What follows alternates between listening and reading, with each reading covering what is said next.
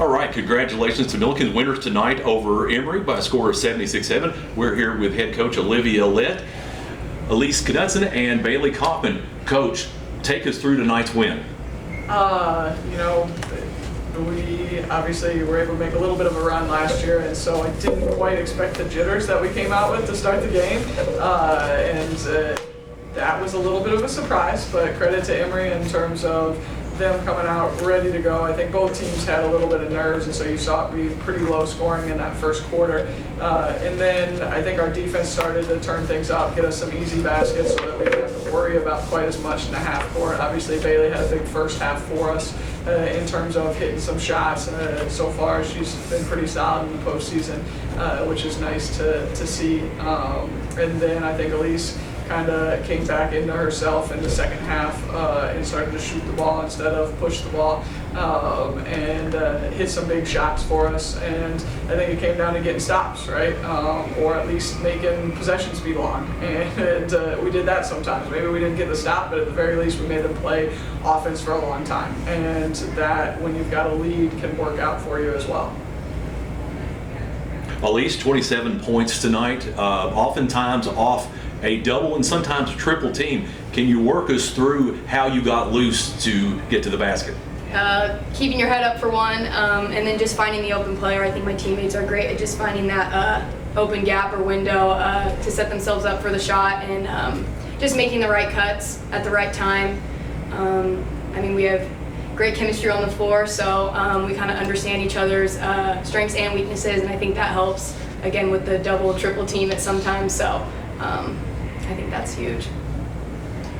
Bailey, Coffman here, 19 points. You seem to be in the zone in the first half. Were you calling out to your other players saying, I'm feeling this, give me the ball? The thing is with our team, it can be anybody's night. So it's just it's nice to know, if I'm having a good night, people know to get the ball to the hot hand. So it's the same thing with Elyce. It's the same thing with Abby or anyone.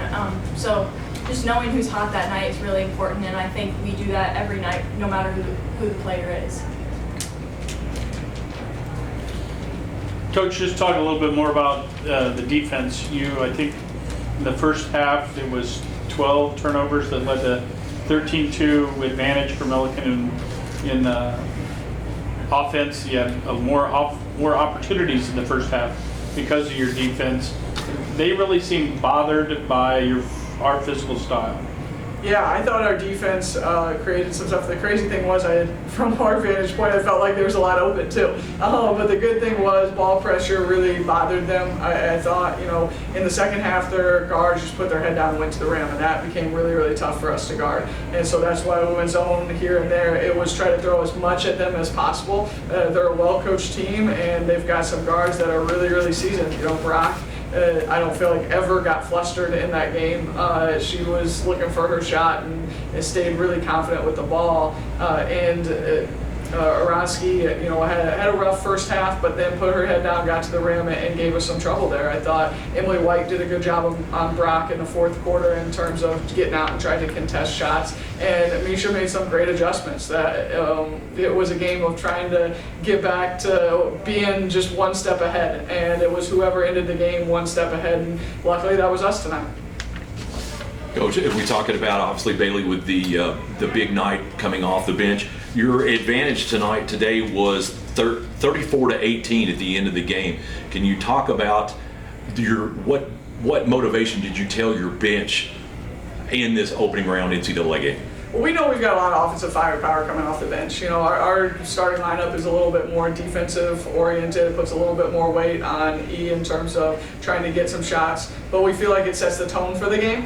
And so then we're able to bring in some kids that maybe can knock down a few more shots. We bring B, we bring Emily White, we bring Sarah Isef all off the bench that can hit from outside a little bit more. And then Sarah Ness had a good game for us in terms of the offensive end as well tonight.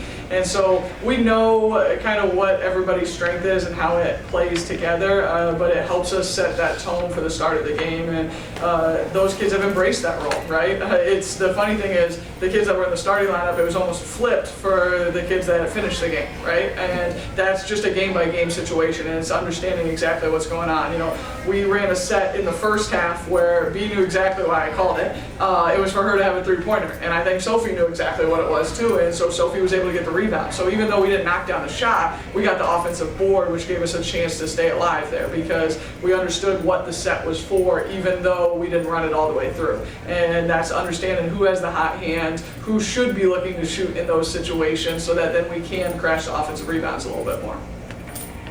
Coach, congratulations. Olivia Lett, the CCIW Coach of the Year.